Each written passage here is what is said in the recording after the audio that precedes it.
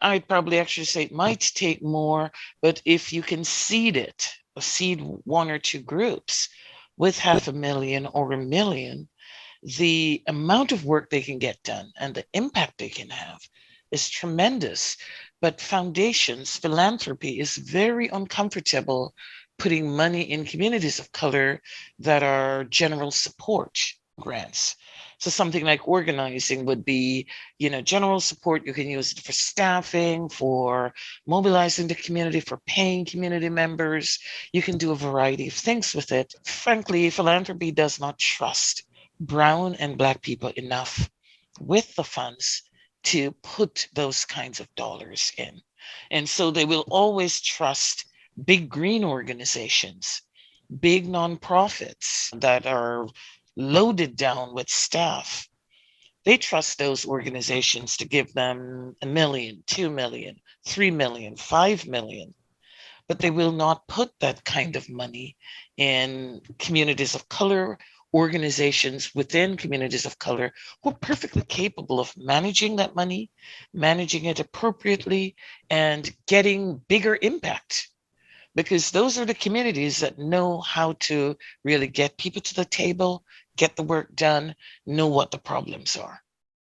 So Your let's big imagine if we had that. I know you have a lot of great ideas and recommendations for what can be done if we actually look at these communities and invest in them. Can you say more about your recommendations? You've talked about how, one of the reasons climate work is so racialized is because of where people of color live.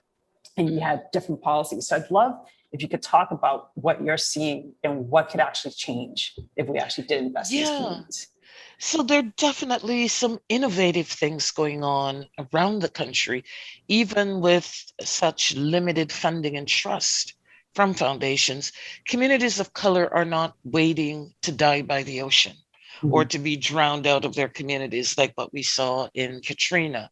Or again, if we go back to Maria or we saw in Houston, people are not waiting for that anymore.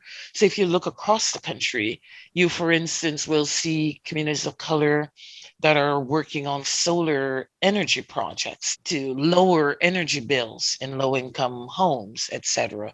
If you look in a place like Flint, you see the organizing that's going on post the water crisis, that communities are developing what they're calling regenerative programs to think about the whole community and how do you lift it up. You see this going on native reservations also, where they're not just looking at one program and saying, let's work on one program and get that fixed. They're looking at the whole community, jobs, infrastructure building, looking at ways to be resilient when that next storm, the next flood, that sort of stuff comes in. You're seeing it in places like Detroit, you're seeing it in Flint, we're seeing it in New York. If you look at work that's being done at like Uprose or React, really cutting edge.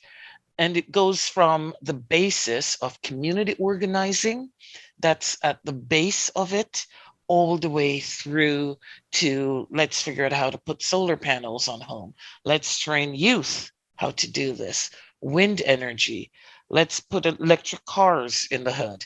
Things that I'm sure when when they're building their cars, they're not thinking in terms of, because they're thinking of the upper middle class white client who can afford that second or third car that you plug in and take to the grocery store, to Whole Foods, and you look very cool doing it. What people in low income communities are doing is, what if the taxi drivers in their neighborhoods had electric vehicles? That could certainly cut down on their costs. It could help. What if, again, some of those neighborhoods had more either hybrid cars or electric vehicles? What would that mean for the footprint of those neighborhoods? Solar, wind, can they get those pieces into the communities where you're cutting down on people's energy bills, you're owning it cooperatively, you're feeding back into the grid, you're making money. If you look in California, in Oakland, you see these kinds of programs in Green for All.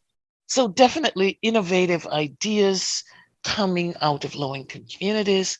What is not there is the funding to, for instance, what if we take the South Bronx or Detroit or something like that and put solar panels on every rooftop?